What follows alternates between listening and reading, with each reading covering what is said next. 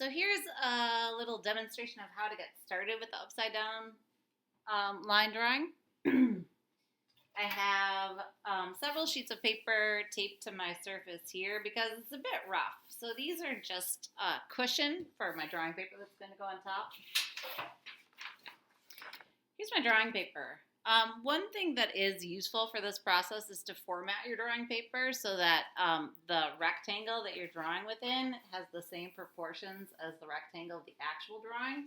So I'm actually just going to put it on here, line up the edges, and then trace here, just lightly, where it looks like I see the edge of the drawing. It's a little bit of a cheat. This will allow me to compare the lines within the drawing to the edges of the format as I go.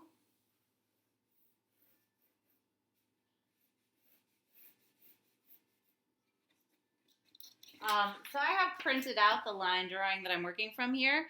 I realize that not everybody has a printer, and that's just fine. We have to make do with what we have in this situation. So if you can print it, I think it's nice to have it printed, but I'm kind of old-fashioned. If you need to just look at the upside down line drawing on your phone, that can work as well, or on a computer. However you can get it done is just fine. So here is my paper. Typically when drawing, people go from left to right and from top to bottom for the same reasons that you do that when you are writing, so that your hand doesn't smudge the work that you've already done. So that's what I'm going to do here. I'm going to start in the top left and sort of look at the big shapes that I see here.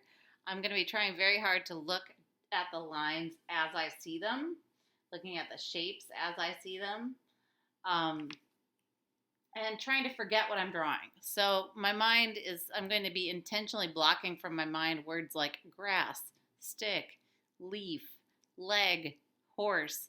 I'm just going to try to engage in a mental dialogue about the lines and the shapes that I see.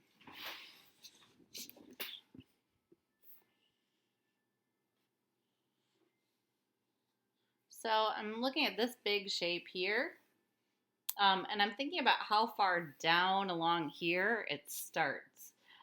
It's about there, which is a bit below the halfway point. So here's my format. I'm going to make a little mark there to indicate that that is where that line should start.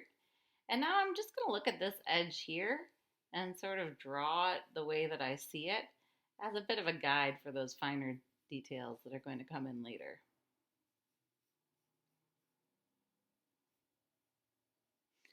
I am drawing very lightly. You might notice I'm holding my pencil further back than ordinary, or than you would for writing. When you're writing, typically you hold your pencil up near the front like this so that you can make dark, tidy little marks. When you're drawing, typically you hold it further back. This might make it a bit hard to see in the video. I'm sorry about that if it does. The technology is all very new for me, so I appreciate your bearing with me as I figure details out. So here I have this basic shape. As I went across that, I saw another shape here that seemed an important marker, and I'm thinking about how far along this edge that shape occurs. I would say it's about a third of the way across. So again, I'm going to make a little mark here, about a third of the way, to get that placed correctly. And then how far is it between this and this line? It's about halfway between that line and that line. So that's why this line is getting placed there. You might also notice that my lines are all very loose. They're kind of tentative right now. I don't actually know whether that's the correct line or that's the correct line at this time, but we have to start with something. So I'm putting down some lines. Again, I'm keeping them very light as I get started here. I see another line here. I see a very important negative shape in here. Negative shapes can be incredibly useful. So I'm starting to notice that negative shape. I notice that that negative shape is going to go up and end here. So I wonder, how far is that point from this edge here? I could even use my pencil to measure. It's that far. So it needs to be that same distance down here. So I'm really looking at this negative shape now. how it lines up with this bit. Something like this.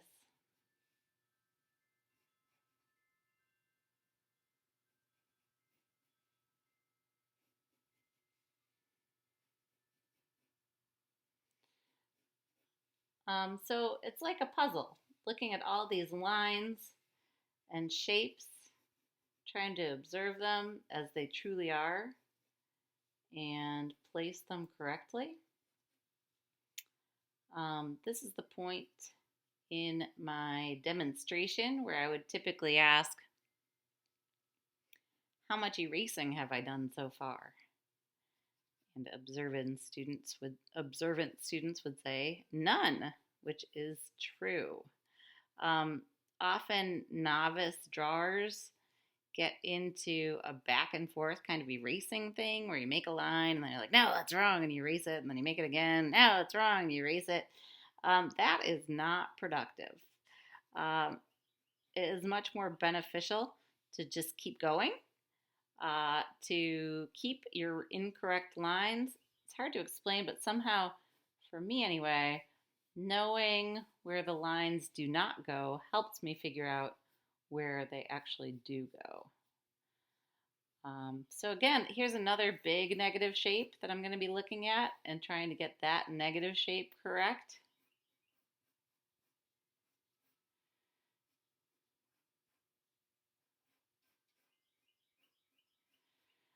At this point, I think I'm probably going to fast forward the video so that you can see what happens more toward the end. So you can see this is not a great drawing right now. As you begin the drawing process, often it's a bit rough. That's normal. I'll get it worked out. You'll see.